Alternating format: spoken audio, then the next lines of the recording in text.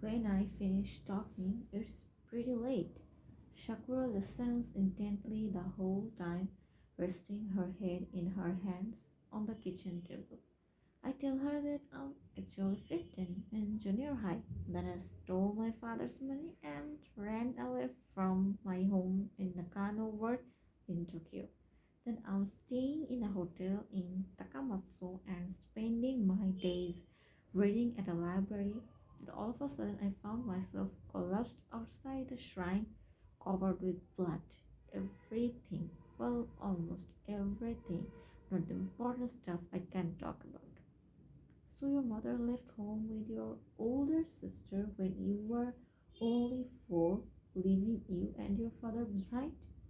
I take the photo of my sister and me at the shore from my wallet and show her. This is my sister, I say. Shakra looks at the photo for a while, then hands it back without a word. I haven't seen her since then, I say. Or my mom, she has never been in touch, and I have no idea where she is. I don't even remember what she looks like. There aren't any photos of her left. I remember her smell, her touch, but not her face. Hmm, Shakura says, head in her hand still. She narrows her eyes and looks at me. Must have been hard on you. Yeah, I guess. She continues to gaze at me silently. So you didn't get along with your dad? She asks after a while. Didn't get along? How am I supposed to answer that? I don't say anything, just shake my head. Silly question. Of course you didn't. Otherwise, you wouldn't have run away. Shakura says.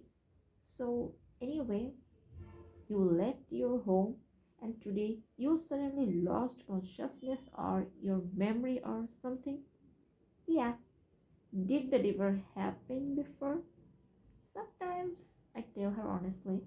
I fly into a rage and it's as if I blow a fuse, as if somebody pushes a switch in my head and my body does its thing before my mind can catch up. It's as if I'm here, but in a way, it's not me. You lose control and do something violent, you mean? It has happened a few times, yeah. Have you hurt anybody? I nod. Twice I did. Nothing serious. She thinks about this. Is that what happened this time? I shake my head. This is the first time something this bad has happened. This time I don't know how it started and I can't remember what happened at all. It's as if my memory was wiped clean. It never was this bad before. She looks at the t-shirt and pull out of my backpack, carefully checking the stain of blood I couldn't wash up. So the last thing you remember is eating dinner, right? At a restaurant near the station? I nod. And everything after that's a blank. The next thing you knew, you were lying in the bushes behind the shrine. About 4 hours later, your shirt covered in blood and your left shoulder's aching. I give her another nod. She brings over a city map from somewhere and checks the distance between the station and the shrine. It's not so far, but it would take a while to walk. But why would you have been over there in the first place? It is the opposite direction from your hotel. Have you ever gone there before? Never. Take off your shirt for a minute, she says. I strip to the waist and she walks behind me and grabs my left shoulder. Her fingers dig into my flesh and I can't help but gasp. This girl's pretty strong. Does it hurt? Damn right it does, I say.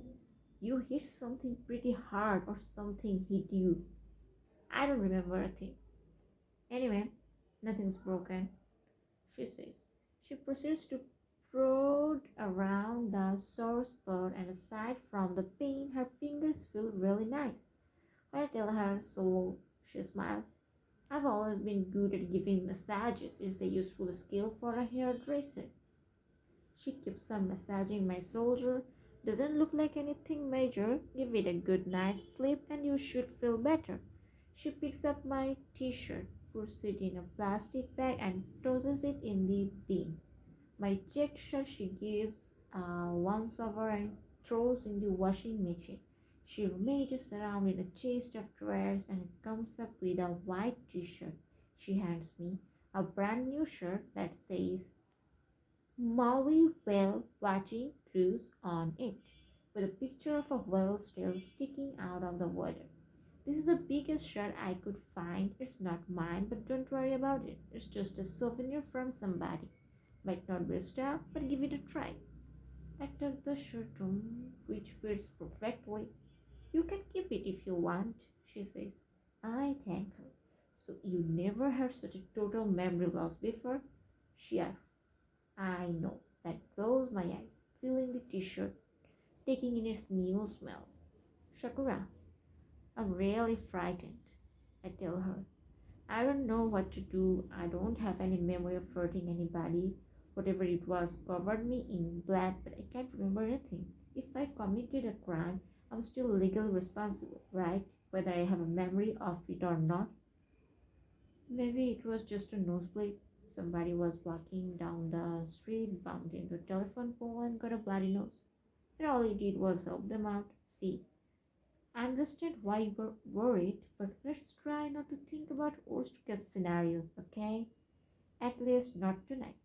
In the morning, we can look in the paper, watch the news on TV. If something terrible really happened, we'll know about it. Then we can consider our options. There are plenty of reasons why someone might get blood on them, and most of the time, it's not nearly as bad as it looks. I'm a girl, so I'm used to seeing blood. I see that much every month. You know what I mean? I know, and feel myself blushing a little. She scoops a little Nescafe into a little cup and heats some water in a small pan. She smokes, waiting for the water to boil. She takes a couple of puffs, then extinguishes the cigarette with the tap water. I catch a whiff too of menthol. I don't mean to pry, but there is something I want to ask you. Do you mind? I don't mind, I tell her.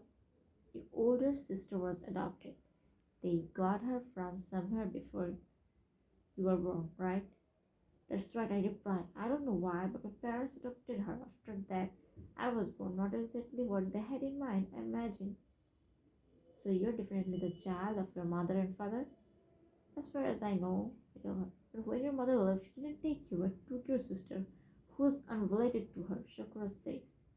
Not what you had normally expect a man to do. I don't say anything. Why'd she do that? I shake my head. I have no idea, I tell her. I have asked myself the same question a million times. That must have hurt, did it? I don't know, but if I get married someday, I don't think I'll have any kids. I wouldn't have any idea how to get along with them if I did. My situation wasn't as complicated as yours, she says, but I didn't get along with my parents for a long time and I got mixed up in a lot of stupid things because of it. So I know how you feel, but it's not a good idea to make decisions so soon.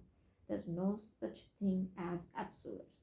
She stands in front of the kitchen stove and sips her Nescafe fast, steam rising from the large cup. The cup has a drawing of the booming cartoon characters on it. She doesn't say anything, and neither do I.